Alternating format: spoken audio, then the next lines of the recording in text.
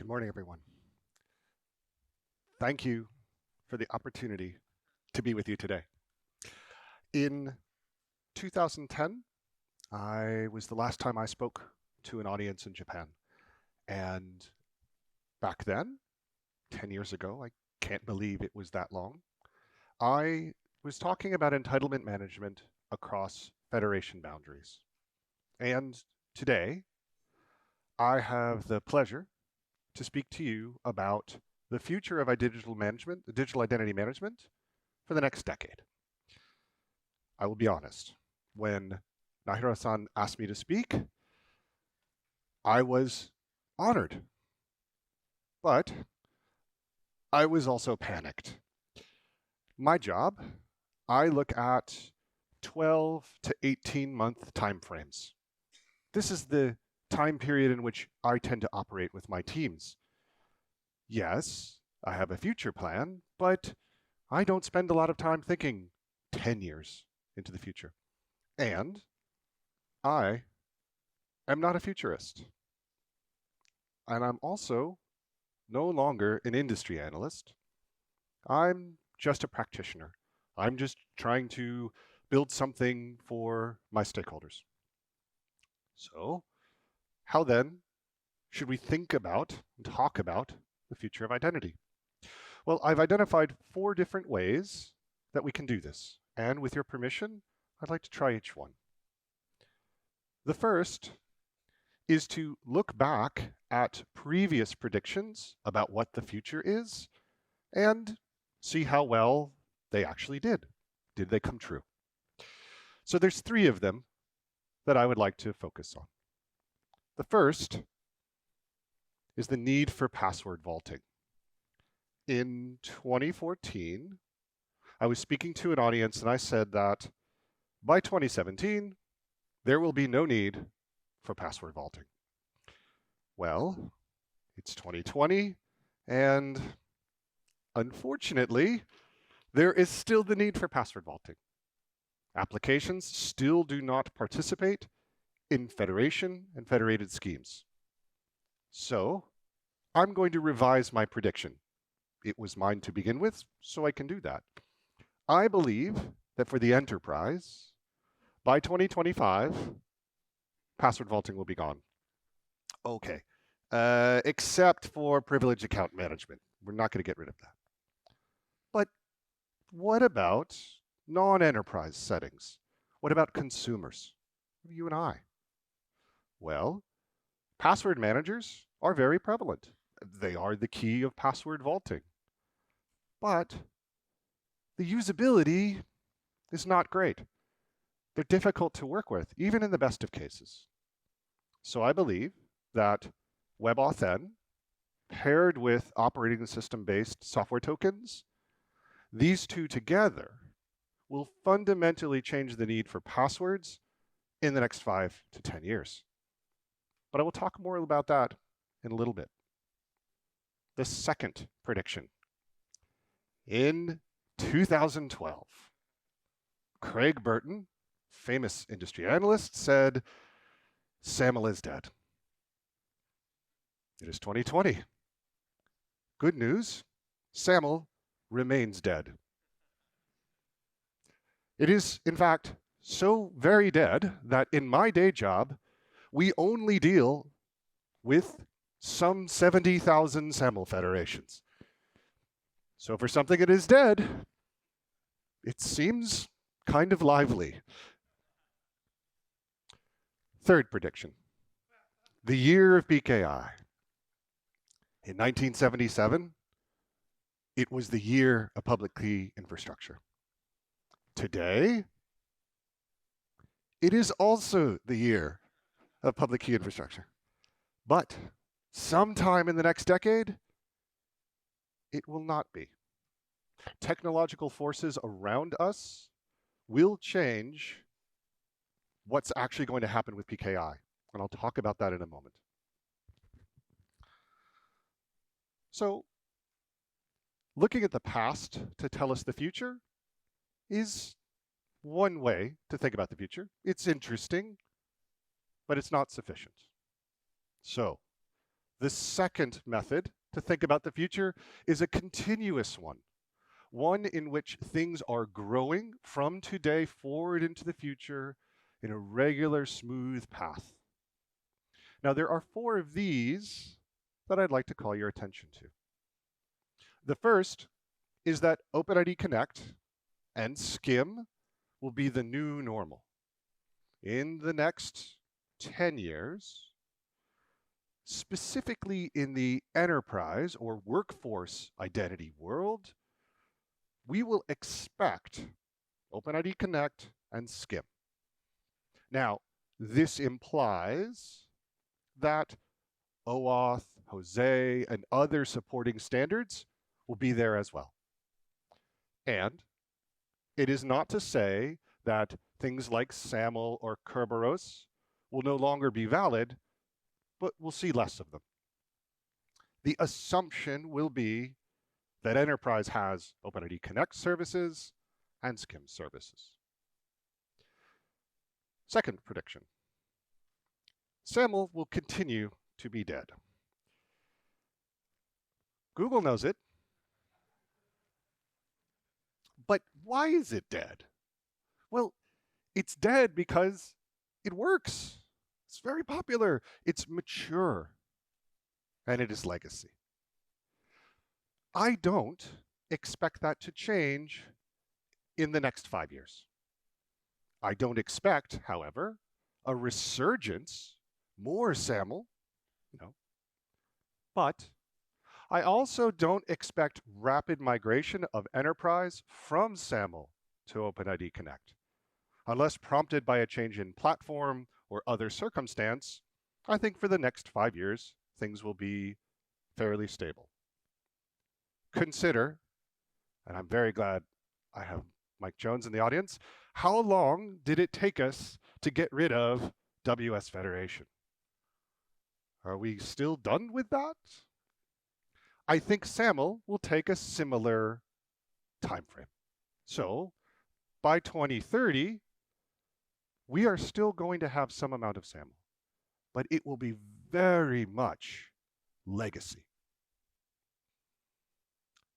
My third prediction. Passwords will also be dead. Google has not caught up yet. But passwords are dead too, in very much the same way that SAML is. They work, they're popular, they're quite mature, and they're going to become legacy. I think for the next 5 years, we will see an increase of enterprise best practice with regard to passwords. By that, I mean things like using long passwords, change them infrequently, add a second factor.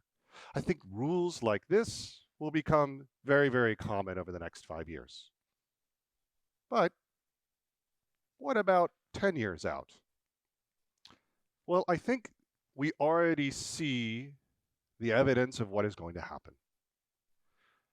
In enterprise, single sign-on mechanisms are the increasingly common way people have access to resources. They're not using passwords in every system. And this will continue to be the case. But what about the consumer space? What about citizens in their daily lives? How will they access resources? This brings us to the fourth prediction, which is WebAuthn will become an alternative to social sign-on. So again, let us consider, as a consumer, what is the easiest way I can get to access a website? The easiest way to sign in, the best experience. How would I do this? Well, one approach is to use a password manager. I use my browser, I use an app to sign in. But let's actually consider the percentage of users on the internet who most often use a password manager. In 2016, Pew Research did investigate this, and only 3% of internet users use a password manager app, 2% use their browser. Now, I expect these numbers have increased, but not considerably.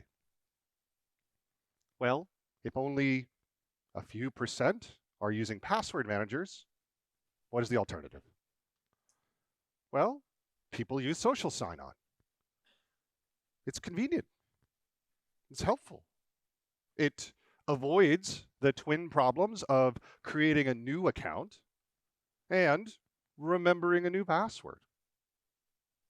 But I think in the coming 10 years, we're going to see parity in the use of WebAuthn and social sign-on.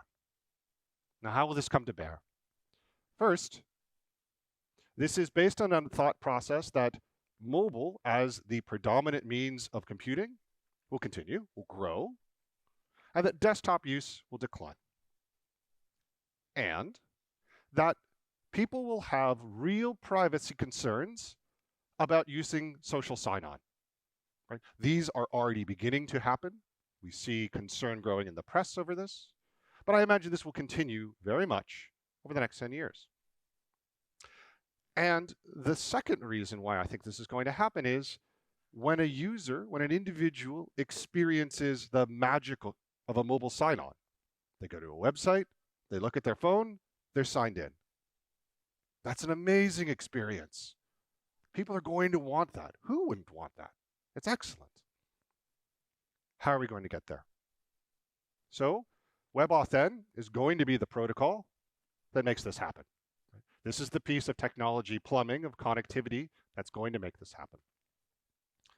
Today, we start to, after many, many years, see support for WebAuthn from most of the browsers. And that will continue in the next few years. The next obvious step is that linkage between the browser and the mobile phone provided biometric capabilities will then also happen. When we have those two things, we have that magical sign-in experience. So I expect over the next 3 years, we start to see that come together initially. Early adopters will start to take advantage of it. And that this will be a mainstream pattern for signing into sites from about 2025 till the end of the decade.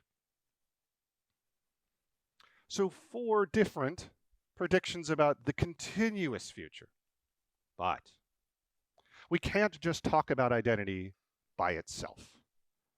We have to consider the world of technology that we as practitioners operate in, the world adjacent to us. So I'd like to pick 3 things to discuss. The first is the concept of active clients. I believe that by 2030, in the next 10 years, the way that we interact with the internet will be strongly dictated by active clients, technology that is acting on our behalf. Examples of these include password managers, personal digital assistants, digital wallets. All of these will have a profound importance as to how we find, how we get access to, and how we interact with services on the internet. But for the next 5 years, the mobile operating system and its features will be the dominant active client. It will be the primary one. They will be the primary ones. To be clear, alternatives to them do exist. Absolutely. I use a password manager that is not provided by the mobile operating system. Some of you do too. But to get real adoption, more than a few percentages of internet users, is going to be a very big struggle in the next 5 years. And I actually think that will be true for the next 10 years, unless we see government and regulatory action to change the dominance of the mobile operating system world, or some other market event so large as to change the course of how we would actually do mobile computing. What about digital assistants? Technologies like Siri or Alexa or Google Assistant. As my colleague, Peter Schwartz, noted futurist, said to me, unless you are one of these three services, then you are going to have to offer your service through one of these services. They have won, and they are going to be dominant over the next decade. So why do we talk about these? Well, to be very clear, the future of active clients is the future of our passwordless world. The two are completely linked. Here's why I believe this. If the mobile operating system vendors look at all of the amazing things we do, like WebAuthn or OIDC SIOP or DidAuth or whatever we dream up next, if they choose not to implement them, then adoption will become extremely difficult.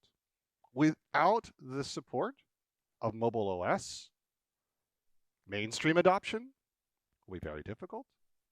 And that means that service provider adoption will be very low as well.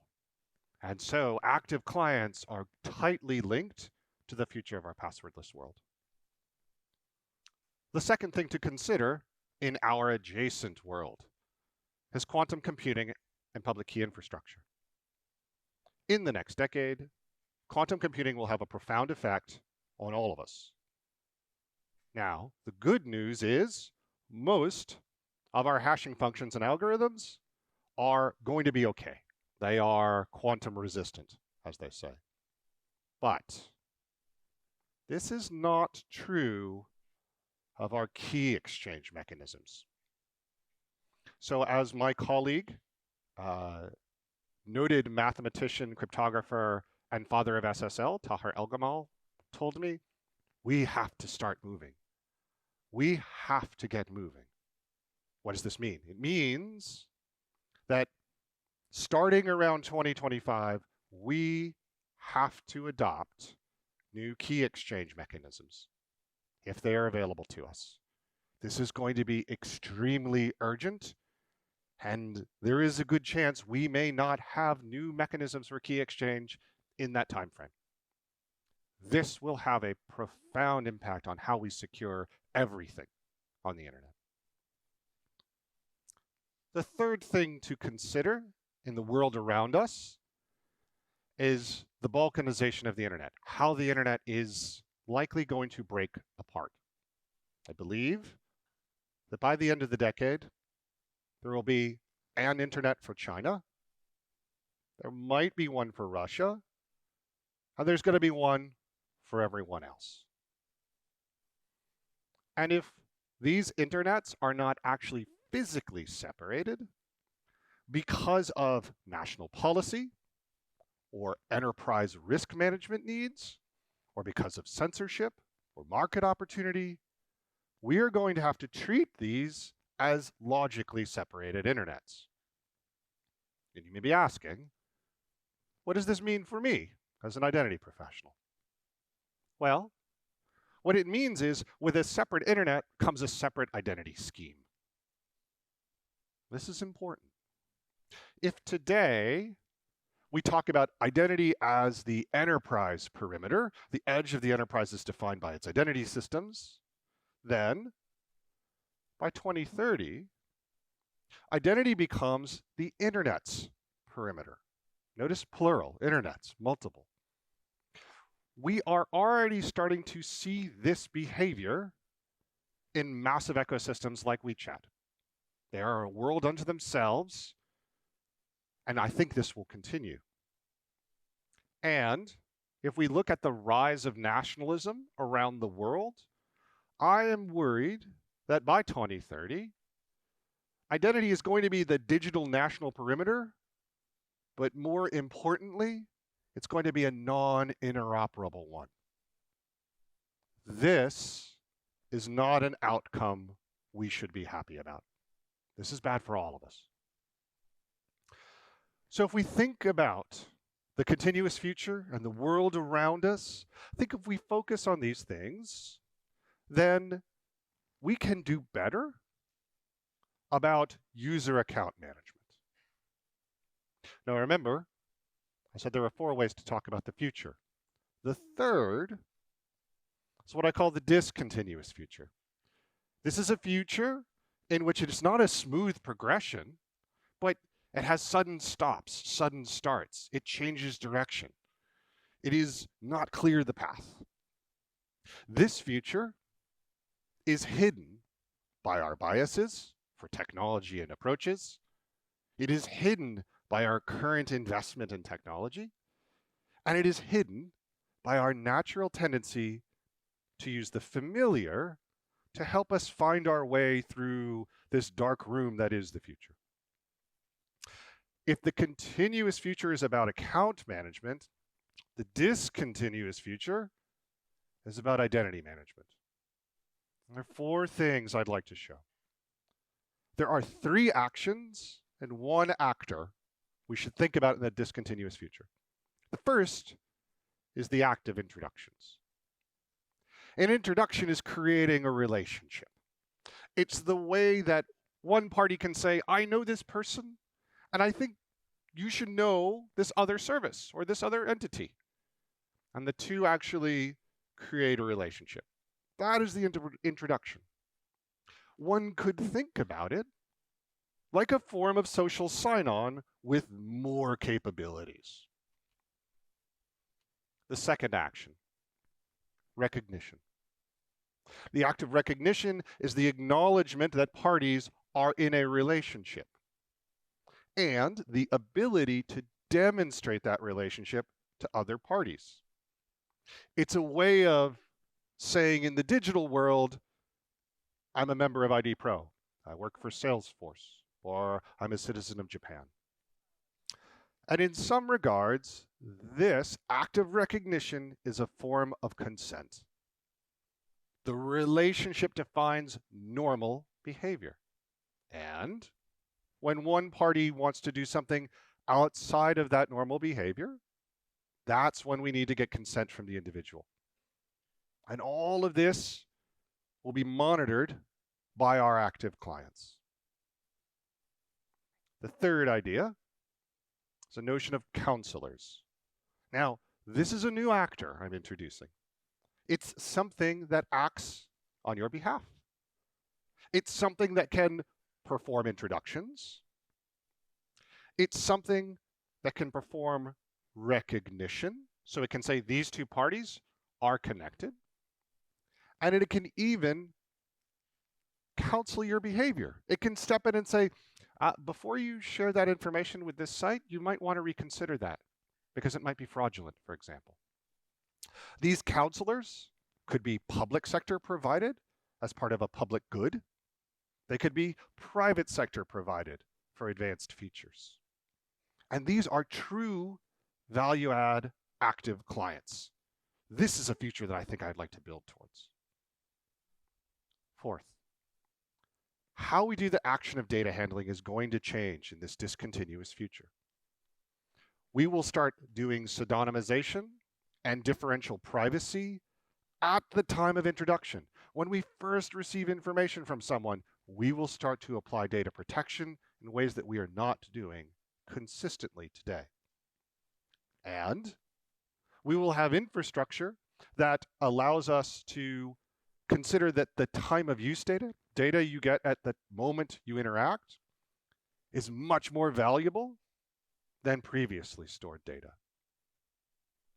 We will be able to and need to know where our data comes from, data provenance, and add relationship metadata as to where people are bound and what is normal. We will apply these all the time. And lastly, I believe we will see a rise in common, industry-shared, privacy-preserving data processing infrastructure. A place where organizations can collectively analyze information to draw new insight and to share the risk of data handling. We can think of this like a form of shared signals and a way to exchange attributes.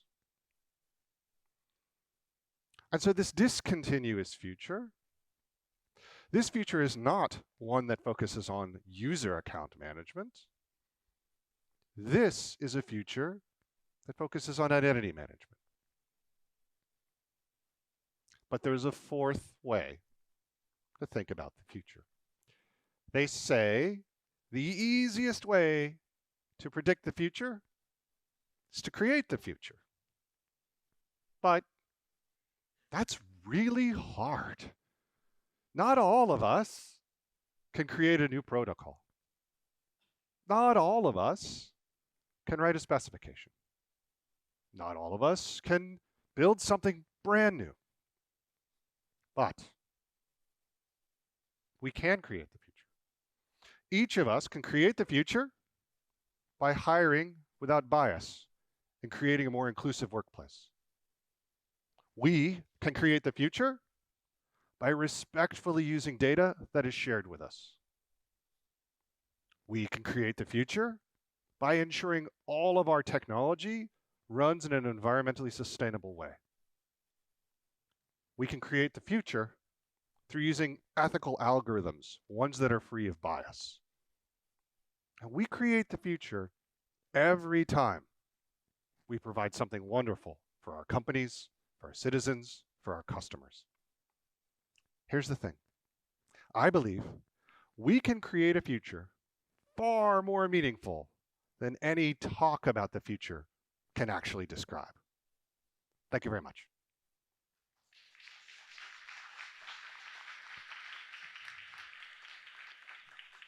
ありがとうございました。